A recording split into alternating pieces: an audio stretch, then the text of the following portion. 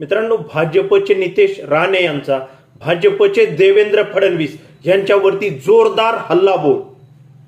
मग नक्की कसा, काय, केव्हा हे पाहण्यापूर्वी आपल्या सर्वांना माहिती की सध्या महाराष्ट्रामध्ये मागील वर्षभरापेक्षा जास्त काळापासून मराठा आरक्षणासाठी आंदोलन हे वेगवेगळ्या जिल्ह्यांमध्ये होत आहेत.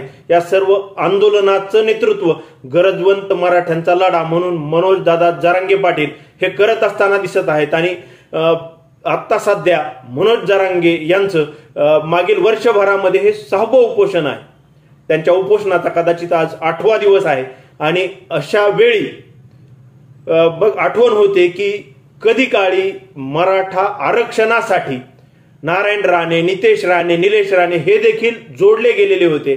आणि मग नितेश राणे यांनी देवेंद्र फडणवीस यांच्यावरती कसा हल्लाबोल केला आहे त्याचा पुरावा आधी पाहूया आणि मग त्यावर एक 4-5 प्रश्न विचारून हा व्हिडिओ मी संपवणार आहे. चला तर मग व्हिडिओ पहा. आज राज्याचे मुख्यमंत्री कोण आहेत? फडणवीस. फडणवीस आडनावाचा माणूस आपल्याला कधी आरक्षण देणार का? हे पहिलं तुम्ही सगळेजण विचार. त्याच्या आडनावामध्ये खोट आहे, त्याच्यामुळे आपल्याला पुढे पाऊल टाकण्याचा विषयच नाही. काय हे राज्य सरकार, हे फडणवीसांचं राज्य सरकार, हे हाफचड्डीवाल्यांचं राज्य सरकार, हे आम्हाला कधी आरक्षण देणार नाही. मित्रांनो, बरोबर 8 वर्षापूर्वीचा हा व्हिडिओ आहे. त्यावेळी राणे कुटुंब हे काँग्रेसमध्ये होतं आणि मग त्यावेळी महाराष्ट्राचे तत्कालीन मुख्यमंत्री देवेंद्र फडणवीस हे होते. आणि मग नितेश राणे थेट म्हणत आहेत की महाराष्ट्राचा मुख्यमंत्री कोण आहे? फडणवीस. फडणवीस आडनावाचा माणूस कधी मराठ्यांना आरक्षण देऊ शकेल का? तर नाही. फडणवीस याच्या नावामध्येच खोट आहे असं नितेश राणेंचं म्हणणं आहे. आणि पुढे तो असं म्हणत आहे की राज्य सरकार कोणाचं आहे? फडणवीसांचं. आणि मग हे राज्य सरकार कोणाचं आहे? हाफचड्डीवाल्याचं. आणि मग हे काय आपल्याला आरक्षण देणार आहे? म्हणजे असा दुहेरी हल्ला देवेंद्र फडणवीस यांच्यावरती भाजपचेच नितेश राणे यांनी 8 वर्षापूर्वी केला होता. आणि तो हल्ला तंतोतंत खरा होत असताना सध्या दिसत आहे.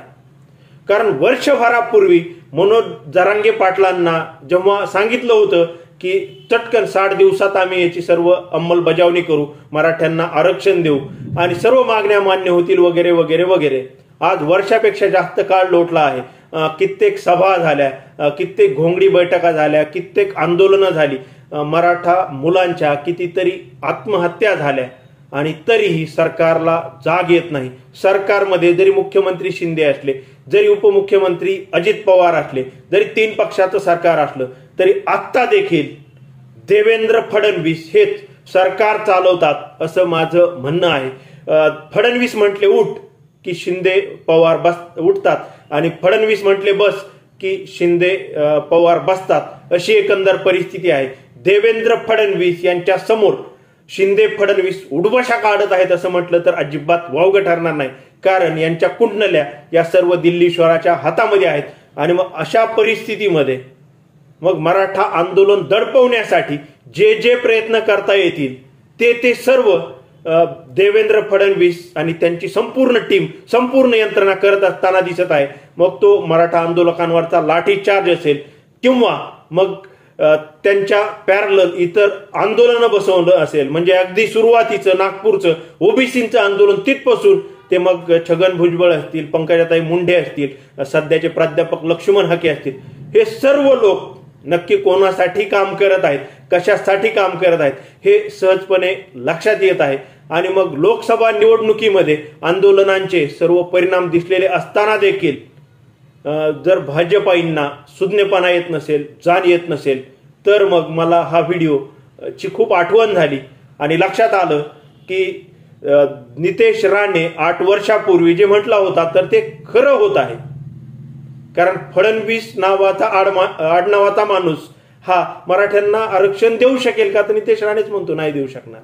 आणि फडणवीसांच्या आडनावातच खोट आहे तर ते खोटं 8 वर्षानंतर देखील सिद्ध होत असताना सध्या तरी दिसत आहे. भविष्य काळामध्ये आपण वाट पाहू की आरक्षणाच्या आंदोलन राज्य सरकार नक्की कसं हाताळतं, सर्व समाजाला न्याय मिळेल यासाठी राज्य सरकार नक्की काय प्रयत्न करतं. परंतु एकंदर ज्या पद्धतीने नितेश राणेंनी फडणवीसांवर हल्लाबोल केलेला आहे, त्यावरून सध्याचं आंदोलन आणि 8 वर्षापूर्वीचा तो व्हिडिओ तंतोतंत खरा होत असताना मात्र मला दिसला. मित्रांनो, माझ्या या मुद्द्याविषयी आणि व्हिडिओविषयी तुम्हाला नक्की काय वाटतं कमेंट करून नक्की सांगा. तुमच्या भरपूर कमेंटची मी वाट पाहतो. आजच्या पुरतं एवढंच थांबतो. धन्यवाद.